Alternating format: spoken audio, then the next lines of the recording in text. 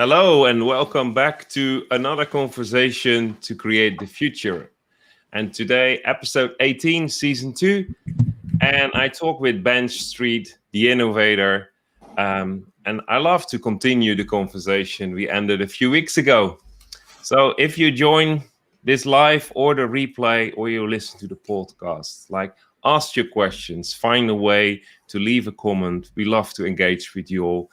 Have your opinion, your thoughts as a reflection. So please engage with us. And Benj, what have you been up to over the last couple of weeks as this accelerator of innovation? Hi. Well, thank you very much for having me back on here. I'm excited. It's summertime, so sometimes it feels like things slow down a little bit, but I'm really excited to be back on here and having the conversations again about how to accelerate innovation and how to bring forward in some way our future. And I think that's been really top of mind over the last few weeks for me, in the midst of sometimes life feels like you're not moving forward. You're feeling like you're walking through treacle. But I know that I have to come back and keep coming back to challenge myself and to work out how to accelerate myself and accelerate others around me. So yeah, I'm really excited about chatting about some of those things with you today, Ariane. Yeah, that's so good. Like, how do we accelerate innovation? Or I would say the step before, how do we make sure that we are aware of our own creativity and put it on the words, put it into language, and actually allow ourselves to express ourselves in a creative way. And in the last 2 weeks, I've been involved in a project at school. So we went through all classes from the age of 4 to 12 to actually help the next generation to be aware of their creativity, help them to express it, and really work together in how all these creative elements, all these creative insights bring forth a creative solution, and preferably even an innovative solution. And I was so amazed about how all on their different cognitive level, all the kids from all the ages, the moment they tap into their own creativity and find the courage to express it and share it, they will literally grow.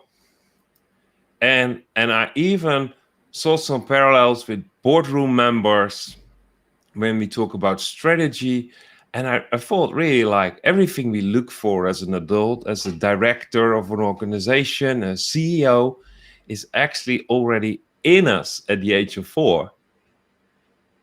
Of course, with not a lot of development still to come and a lot of words and language to collect, but the core of being an intuitive thinker is already there. And with their limited set of words and their limited experience, but with the same bravery and courage, they just stand up and share something. And I was so amazed what the gold was that they produced. And I thought, this is what we look for in the boardroom. This is just like authentic, creative expressions of original ideas being celebrated for your contribution. And I thought, that's what we talked about, Benj, a couple of weeks ago when we said it is the environment, the space that needs to be created for us. Yeah, it's really interesting. I've heard a little bit about your experiences with these kids, and I think one of the things I've reflected on it is how the society tries to stifle those things through the traditional education system, and we get to where we are. And how do we, as individuals who want to innovate and want to get back to that childlike, brave, you can say anything, you can think anything sort of state, how do we shift our mindsets? How do we, I think, the thing that a kid has, a thought that pops into their head, and they latch onto it and they speak it out and they play with it and explore it. I think there's something in that tuning back into those off the wall thoughts, those crazy ideas, and recognizing them not for maybe being so crazy, but actually being some of the innovative solutions that we need, and paying attention to them. I think there's definitely something in that. I've been thinking a lot about that, really. How can I do that in my own mind? How can I change from always thinking down a convergent thought process that you've been educated to do, to allow much more divergent, much more creative thinking that doesn't know the boundaries that have been programmed into it, that can break through to the next level and the next level.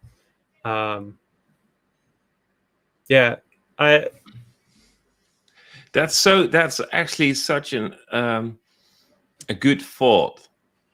Like, how do I get my mind connected to what is not yet here, that I want to reach out to, instead of getting it connected to what is already gone, done, and or problems. Like, how do we change? It's a bit the name of the series. Like, how do you change the conversation from talking about problems to talking about the future? And that it's not just a question. I think it's the question to answer. What I've seen with these kids is that when we start talking about their creativity and connecting to their creativity, then the top of mind becomes the creative thought. Yeah. And facilitated it in a 2-hour classroom session, then there was thought after thought. And they were all creative because we channeled it, we facilitated it in such a way. And the rhythm is speeding up. Yeah. Of thought after thought. But I think that, sorry, go on. Well, I just thought that's the same thing we always tend to reach in the boardroom when we talk about strategy. Yeah. Like, strategy is not a thing that's a 1-year event. Now, strategy needs to be top of mind. Yeah. So, and to accomplish that, it means that it is in a routine repeated, so that we keep on talking about what we are focusing on, what we try to achieve. And the same is, of course, with creativity. Like, we tend to say creativity is an expression of identity. So I truly believe that if the next generation leaders that are currently sitting in the classrooms have this ongoing setting where they have creative thought after creative thought, they will explore their true, authentic identity, know how to rise and shine and share it, and we will have future creators, instead of problem solvers, in the near future. Actually, I think already in the classroom. So it's really the near future. And that's what we lack in the boardroom. I'm sorry to say to all the leaders and owners, managers that listen, but that's what you lack in the boardroom. Bravery, courage, creativity, boldness to really like go where no one has gone before. But it starts with having both the creative and the strategic thought on top of mind. Yeah, I think that's where my thoughts are, is that all of those things need to start in your own head in a way.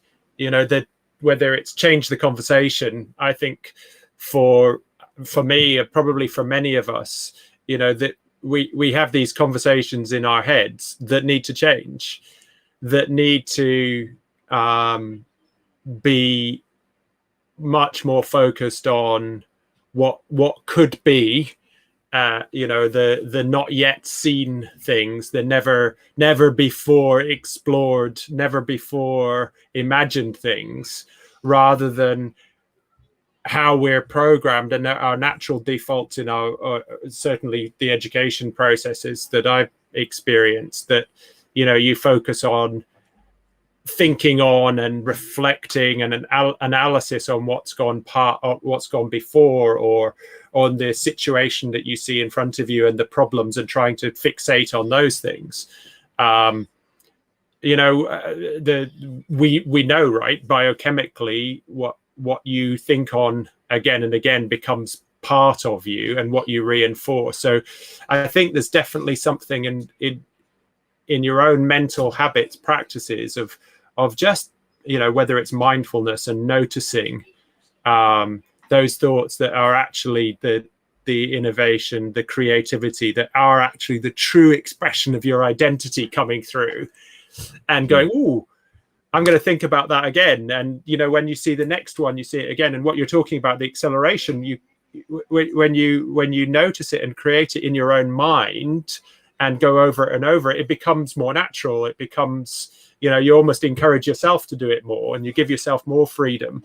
And I think then as you do it more, then it starts to, you gain the courage, because your own voice is speaking to your mind. You gain the courage to speak it more. And then as you speak it more, it triggers in other people around you. And yeah, like this picture of a petri dish, where the environment is right for that bacteria. You just plant one single bacteria and it'll spread and cover the whole petri dish. And if we're able to create those environments in our own minds, in people around us, in the classrooms, in the boardrooms, in our organizations, we might not be in the boardroom, but I think you can still lead and influence and shift mindsets from wherever you are in an organization. And that's what I'm really passionate about. Like, I want to do it because I want to be leading. I want to see the difference in my life, in my family, in the organizations that I go into. And to see my kids not go through 40 odd years of life without realizing that this could be. Feel like it's a wake up moment or wake up season. It's really agree with that. Like if I look around me, there are so many things happening that it seems like we force ourselves not to think. And because when we think, it sounds critical or we disagree.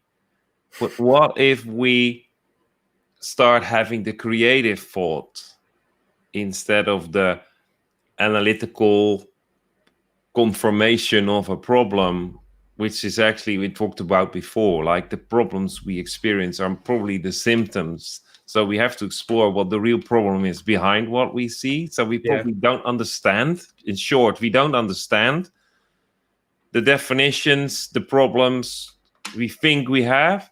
But when we go from being, I would like to say, empty-minded about something, let's go to be mindful and be full-minded about creative thoughts, our personal added value we carry, and start to share that in the right environment. Like you said with the petri dish, that's a controlled environment, and I would say that's a safe environment, and there needs to be a safe environment in your organization. Like the classroom needs to be the safe environment for learning.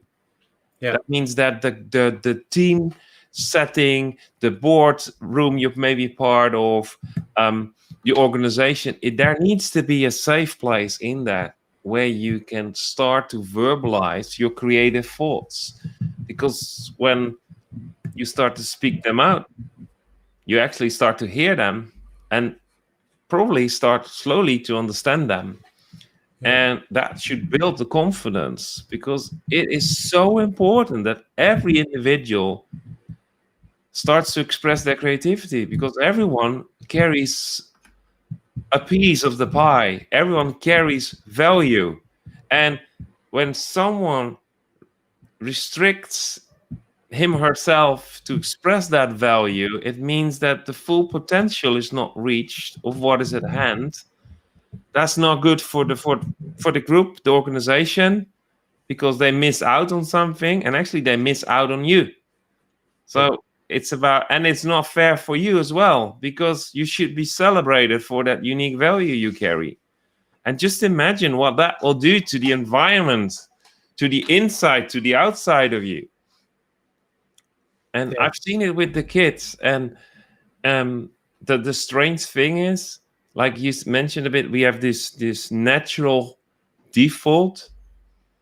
I would say, looking to 4-year-olds, our natural default is to just share our crazy thoughts and explore if there is any value in our thoughts. That is our natural default before we get into the system. And so if our current natural default, I would say, if our current habit is not doing it, then I really would challenge, like, can we reset our natural default? Yeah, just while you're talking, one of the things that's popping into my head is, what are the things that make it difficult to do it? And I think there's two things that come to my mind, and they're both fear and control. Because whether you're feeling afraid or you're in an atmosphere where lots of other people are feeling afraid, then it doesn't feel safe. It doesn't feel safe to really expose your core identity, the creativity, the innovation. And when you're in environments where somebody else is afraid and then tries to control the others around them, then it robs them of that safety. But I think we do it in our own minds as well. We take on board, through the experiences of life, the voices of control, the voices of fear from externally, whether it's parental experiences or whether it's education experiences or work experiences. And so, it's no trivial thing to really, I guess what I want to recognize and acknowledge is, it's hard work to create an environment and to be disciplined in listening and watching and noticing those creative thoughts of who you really are, and fostering them. You have to really pay attention. It doesn't happen, maybe for a 4-year-old it does. I think I completely agree with you. But for those of us who are not 4 anymore, or maybe 44 or 54 or 34, those 30, 40, 50 years of being in a different environment that doesn't say that it's okay to truly be yourself, that doesn't really respect and value your piece of the jigsaw for exactly what it is and the contribution that you bring, then we put these limits on ourselves, don't we? And we say, I can be creative, but only in this box, or only at this time.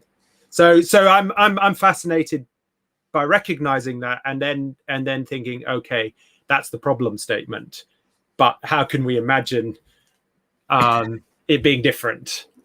Well, I truly agree. Like they are enforced to us, through the system, through the ages, and that's not to complain or just victimize ourselves. Not at all, no. But it is hard work. To stand up for yourself, to go against the flow. Like we have this saying in the Netherlands, and I don't know, we use English words, but I don't know if it's English at all. But we say, like, go with the flow, like take it easy. And I always say, no, go against the flow, because then at least you know what's coming from upstream. and you can choose where to position yourself. But going against the flow is hard work in all facets of life, from your mindset, through your relationships, to your education, to your work, to your income. It is hard work. It asks dedication. So it asks awareness of your purpose, of your calling, why you are here.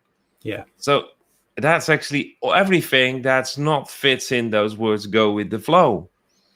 And to illustrate why go with the flow, where it brings you, well, just look at what's at the end of a river after a flood. You know, you'll end up in the swamp. That's where you go with the flow. I'm sorry to say. So it's hard work to at least find out who you are, what you can do. Have self-control. And I would say own your own future, own your own development, own your next step, or end up somewhere in a place where you just question yourself. Did I choose for this? Is this what I expected? And all those questions that you actually don't want to answer because it makes you feel sad, to say at least. Yeah. So, Disappointed. Yeah. yeah. So you have to work hard, and you deserve it. Yeah. You deserve to own your own future. You deserve to be in the lead, be a leader yourself, make your own decisions, clean up your own mess, learn from it, move forward, find out who you can become. Like all those things we are passionate about. And I want just everyone to know it's at reach for everyone. Yeah. And everyone who tells you it's easy is lying. It's not easy. It's ongoing hard work. But the encouraging thing in it is that it does get easier. The more you do it, the more it becomes more natural to you, you know, and I think it does become easier. And I think, you know, whilst you're going against the flow, you can find a flow of your own, you know, a flow of thoughts, of creative thoughts, because the one becomes another one, becomes another one. And the more that you do it, the more that flow grows. And the more that flow grows, is it's like a stronger force against the flow of the system and those around you. And people notice, and other people want to join in, and want to be inspired around you, to try it, to taste it, to see. They see the change in you. Yeah, and that's why it's so important that you find those what we call peers. Yeah. Which is not the people just around you, but it's actually the people that have the same intrinsic motivation, have the same inspirational attraction to others, and actually want to work for it. And Yeah. yes, it is like swimming. It gets easier because you develop muscle, routine, condition, like it all parts of it. But then, you know, you take one step higher. Yeah. So you get from the middle of the side of the stream to the middle of the stream. And we all know that probably from a holiday experience, that we wanted to cross this wild river, small creek. And then in the middle, we were surprised by the force of the water. But we all test it. We test the waters. Yeah. And start on your own level, in your own pace. And I think from a leadership perspective, it's so important to create this place where people can find out for themselves, develop themselves, express themselves. Because it is maybe the less predictable setting as a leader, but it is the most rewarding one.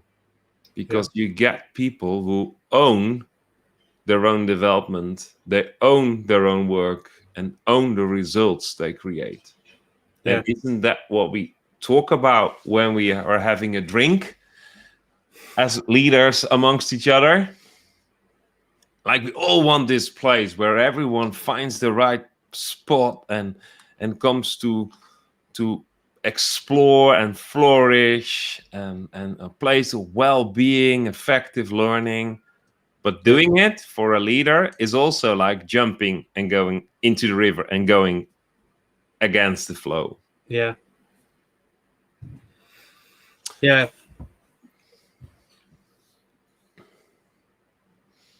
So not making the conversation too long in the midst of our summer time, slowing down. Well, at least on this side of the globe, it's summertime.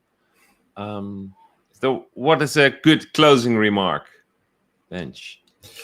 I think it's just a challenge and an inspiration to, even this week or today, as you're going about your day, what do you notice in your thoughts that is creative, and how can you just today take that first kind of step to acknowledge that bit of your identity that you might have been ignoring for a while, and look, I would be so excited if somebody hears this and puts a comment on the message and goes, look, I tried it, and I had this crazy creative thought, and actually it led to another one, it led to another one, it led to another one, and it changed everything.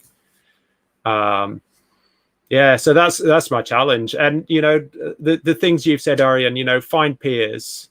We're part of this mastermind that you run, come try it out for free and come and be part of that. But maybe that's not for you, but find peers, find people who will go on the journey with you, who are passionate about growing and developing and becoming all that they can be as well. Yeah, absolutely. Like, and that's also the invitation for everyone. If you need someone that is not a threat to you or your setting, then just direct message us.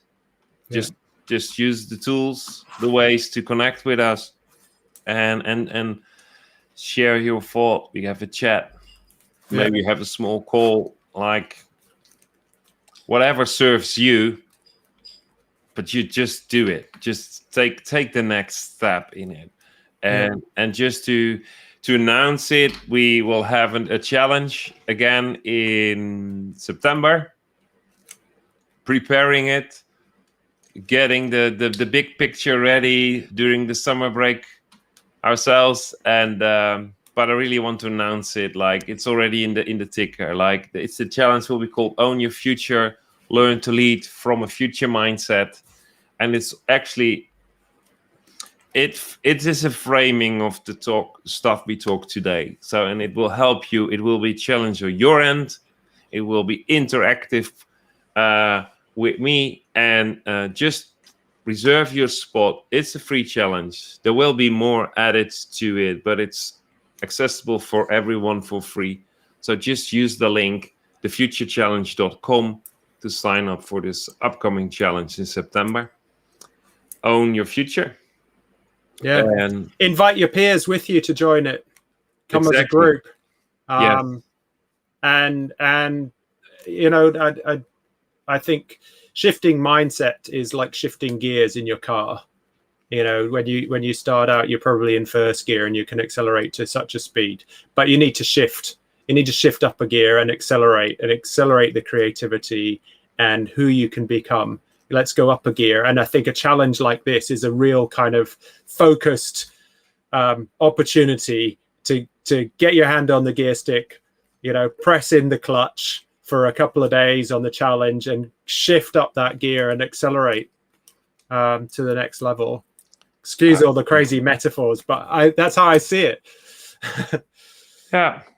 But that's the mental space, and we fill it with metaphors. So that's definitely how the creative thoughts work. So thank you, Benj, for your time. Thank you for having me. It's always a pleasure, and I'm looking forward to the next one. Yes, but that will be after the summer. So enjoy the summer, the British weather. Grey sunshine. Well, it's not much better on this end of Europe. We had summer. It was back in 1970. Oh, yeah, okay. Yeah. And you had a weekend 2 weeks ago. Yeah. And so, enjoy the time off with the family and friends, and looking forward to connect with you for another conversation in probably early September. So Perfect. take care. Bye-bye. Thanks. Bye.